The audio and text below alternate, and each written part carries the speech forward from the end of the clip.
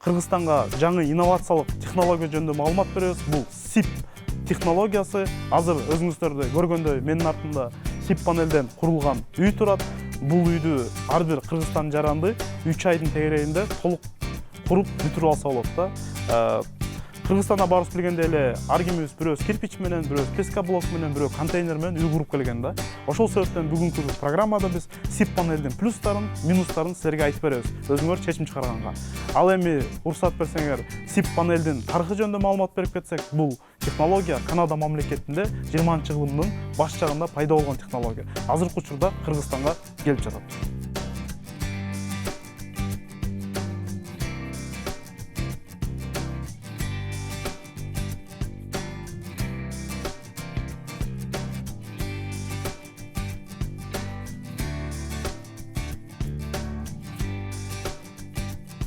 Биз азыр SIP панелден курулуп аткан объектте турабыз. Бул Бишкек шаары, Алтын Ордо коңшу.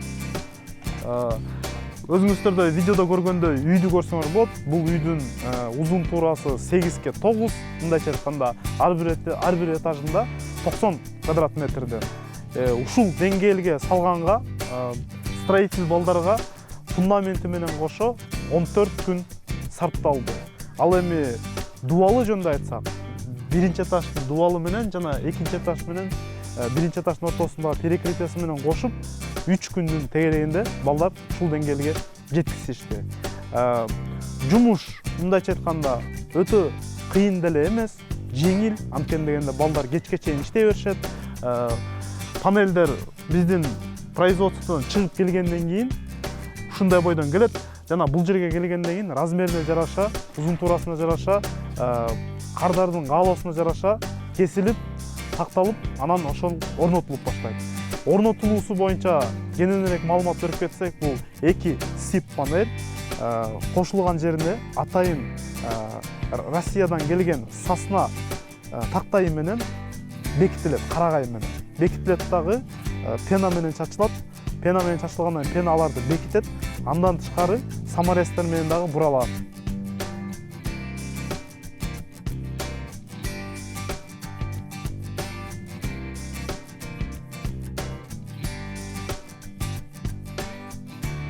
Бул SIP панель деген OSB-дан турат, дагы бир жолу айтып кетебиз. OSB деген бул OSB 3 дегени, OSB 3 деген айырмачылыгы берки OSB-лардан бул өзү мындайча айтканда өрткө туруштук берүүсү күчтүүрөөк болот жана нымга туруштук берүүсү күчтүүрөөк болот. Андан тышкары пенополистирол, пенополистиролдун мындайча айтканда ички курамында бул 98% кислороддон, 2% стиролдон турат. Жана ошондой эле өрткө туруштук берсин деп атайын антипирен деген нерсе курамына кошулат. Ошол себептен өрткө туруштук бергенге мындай чоң мүмкүнчүлүк алат да. Ал эми брустар жөнүндө айтып кетсек, тактайлар жөнүндө. Бул Россиядан келген карагай. Бул көрсөңүздөр өңү кызарып калган. Кызарып калгандын бирден бир себеби бул курулушка келгенде балдар муну билдеттүү түрдө атайын өрткө, куртка туруштук берүүчү суюктук менен шуап чыгышат. Мынакей биз азыр SIP панелден курулуп аткан курулушта жүрөбүз. Жана курулушта курулуп аткандан кичине артып калган кусогун алдык. Жана көп учурда биздин кардарлар, негизи эле жарандар SIP панелден курабыз дегенде биринчи корккон, коопсуздук жараткан маселеси бул өрт маселеси да.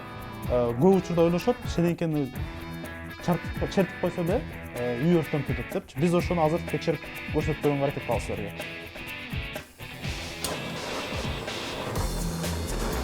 Биз азыр өтө күчтүү напор менен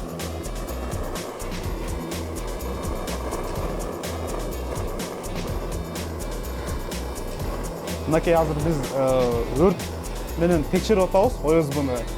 Баса белгилеп кетчү нерсе бул OSB 3 Кроношпан компаниясы атайын ушул кандай десем, именно SIP панелге колдонулган OSB өрткө туруштук берүүсүнө атайын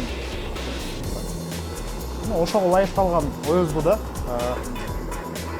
Өзүңүздөр видеодон көргөндөй мынакей өрт бул жерде азыр 800 градус ысык мындайча айтканда тийип атат OSB-гачы. Кадимкидей чокко окшоп чоктонуп атат да. Бирок биз азыр эмени алсак, өрттү алсак моментально өчөт да. OSB-га 800 градус ысык мындайча айтканда туруштук берип атат 800 градус ысыктыкка. Бул шереңке черпкен эмес, а кадимкиде чоң үйдө өрттөнгөндө өрттүн давлениясы да. Эми биз алсак муну ОСБ моментально өчүп калып атат да. Мынакей. Чокко окшоп кызарат.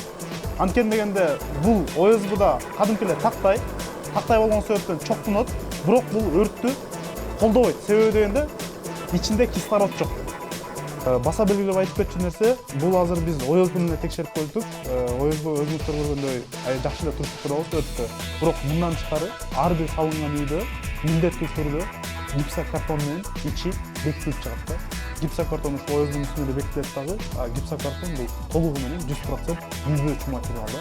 Ошону менен үйдүн ичиндеги өрт коопсуздугуна колдон келишинче кандай десем карап камтып, эртеңки күнү бир маселе туулбаганына өбөлгө түшүп берет.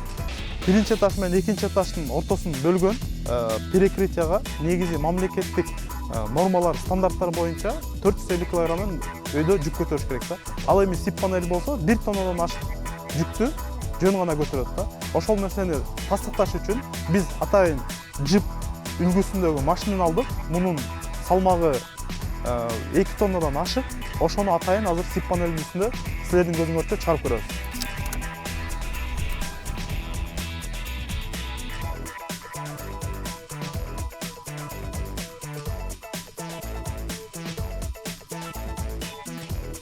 Өзүңүздөр көргөндөй биз машина менен сиптин үстүнө чыктык. Сип эч бир ийилбей эле, мыйрылбай эле жүктү толук көтөрүп жатат. Жада калса биз өзүбүз да чыгып секирип көрсөк болот. Видеодон көрсөңөр болот. Астында эч нерсе жок. Бул жагында да сип 2 тонна 200 кг жипти жөн эле көтөрүп жатат.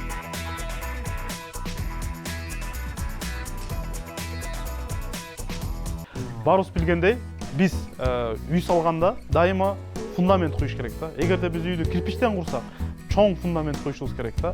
Ал эми баарыбыз билгендей эле бул БЧКнын жанында же башка бир жерлерде, сууга жакын жайгашкан жерлерде жер ным болот дагы, үйдүн ичинде ным пайда болот дагы, көгөрүп баштайт да. Ошол себептен сип панел менен курганда дагы бир чоң, кандай десем, бир жетишкендиги бул кадимки эле фундамент куй баштагандан эле бизге свайный фундамент менен үйдү көтөрүп кете берсе болот. Азыр бул жерде биз үйдү көрүп атасыздар. Бул жерде таш турат, фундаменттин сыртын тоскон. Бирок бул таш кооздук үчүн эле. Ичинде болсо чоң фундамент жок, ичинде свайный эле фундамент. Ал эми үйдүн бетин, мындайча айтканда тышын ушундай мягкий, жумшак фасад деп коет. Ушундай материалдар менен да кооздоп кете берсе, үй башка үйлөрдөн айырмаланып, аябай кооз көрүнөт.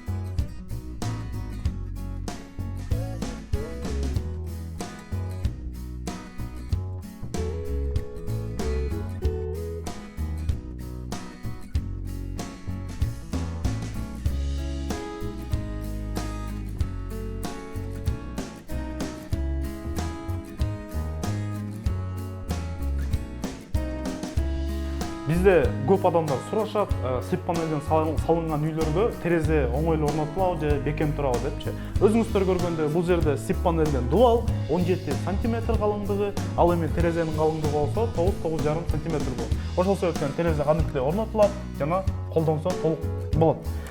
Ошондой эле баарыбызды эң кызыктырган суроо бул үйдү жылытуу маселеси. Сип панел менен салынган үйгө көмүр менен жана газ менен коюп чоң отопление койсо болобу? Болот, албетте.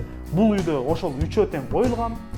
Бирок мен сунуштайт элем баарыңарга сип панели менен салынган үйлөргө андай чоң каражат сарптап, мындай чыгаша болуштун эч кажети жок. Кадимки эле электрический эле конвектор коюп туруп эле ошону менен үйдү кыштан аман эсен жылытып чыгып кетсе болот.